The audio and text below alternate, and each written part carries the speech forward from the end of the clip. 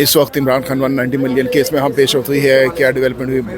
देखिए, मैंने सबसे पहले तो जज साहब को कहा कि जनाब आपने जो पिछला ऑर्डर किया था जिसमें ऑफिस ने एक एतराज़ लगाया था, आपने लिखा कि वो एतराज़ गैर कानूनी था और आपने उसको ओवर रूल करके आज लगाया है।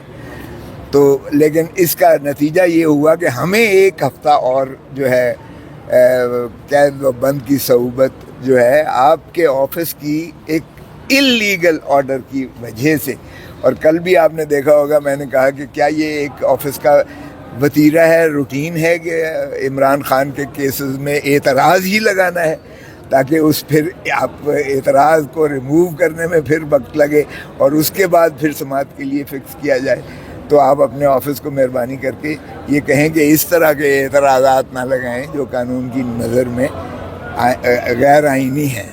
तो खैर आज वो शुरुआत हुई, तो हमारी जो नालिश थी इसमें कि ये जो अल कादिर ट्रस्ट का केस है या इसको 190 मिलियन पाउंड वाला केस कहते हैं, इसमें तो सीधी सीधी बात है कि नेशनल क्राइम एजेंसी जो बरतानिया की है, उन्होंने अनअकाउंटेड जो एसेट्स हैं, अनअकाउंटेड एसेट्स, वो उसकी ज़ुमरे में 20 मिलियन जो पाउंड है उसको डिटेक्ट किया और उसको उन्होंने फ्रीजिंग ऑर्डर लिया।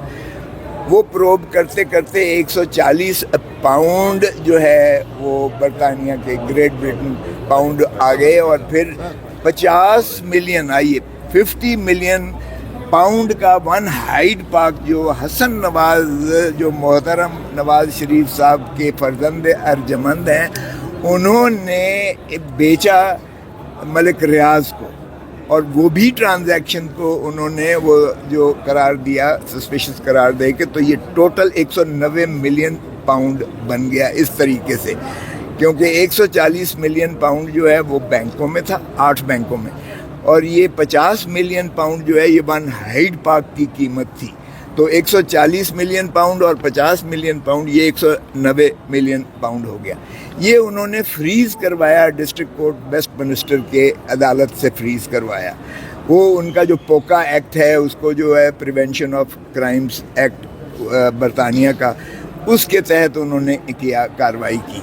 अब इसको उन्होंने फिर कन्वर्ट कर दिया इनटू सिविल प्रोसीडिंग्स, और सिविल प्रोसीडिंग्स में ये होता है कि वो उसकी सोर्स पूछते हैं। जब उनकी तसल्ली हो गई नेशनल क्राइम्स एजेंसी बरतानिया की कि ये किसी प्रोसीड ऑफ क्राइम नहीं है ये पैसा, और ये मलिक रियाज जो एक बिज़नेस टाइकून है, उसका अपना पैसा है जो वो यहाँ लेकर आया बरतानिया में अपनी बिज़नेस की प्रमोशन या जिसके लिए भी लाया, और ये चूँकि एग्जैजरेटेड अमाउंट पर जो है हसन नवाज़ को उसने जो है वन हाइड पार्क ख़रीद किया।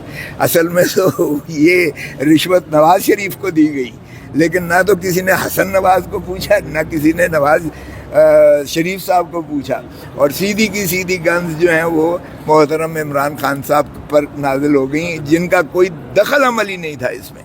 अच्छा, अब ये हुआ कि उसने नेशनल अकाउंट्स जो नेशनल क्राइम एजेंसी है, उसने मलिक रियाज के साथ एक एग्रीमेंट किया, आउट ऑफ कोर्ट सेटलमेंट किया। इसमें भी इमरान खान का कोई लेना देना नहीं है, ना कोई ताल्लुक़ है। उसने कहा कि ठीक है, आप ये अमाउंट ले जाएं वापस जहाँ भी आप ले जाना चाहते हैं, लेकिन ये जो है हमारे साथ जो आप मुआहदा करेंगे ये इसको सीक्रेट रखा जाएगा, क्योंकि ये 190 मिलियन पाउंड का बहुत बड़ा एक अमाउंट है, और ये जो है हम इसको सिविल प्रोसीडिंग मुतसव्वर करते हुए हमें कोई इसमें जुर्म का पादाश में, हमारे मुल्क में कोई जुर्म का इसमें इर्तिकाब नहीं हुआ, इसलिए हम इसका मुआखज़ा नहीं ले सकते, आप ले जाएं। चुनाचे उसने जो है वो अकाउंट दिया, सुप्रीम कोर्ट का अकाउंट जिसमें देना था। अब ये हुकूमत पाकिस्तान का पैसा था ही नहीं, ना ये ख़जाने का पैसा था, ना मलिक रियाज कोई होल्डर ऑफ पब्लिक ऑफिस था, इसलिए ना ये किकबैक और कमीशन का पैसा था। मलिक रियाज का उन्होंने मुतसव्वर करते हुए उन्होंने उसको इजाज़त दे दी, उसने एक अकाउंट दिया। ये from bank to the account of registrar supreme court के अकाउंट में सीधा पैसा आया है और 170 मिलियन पाउंड आया है।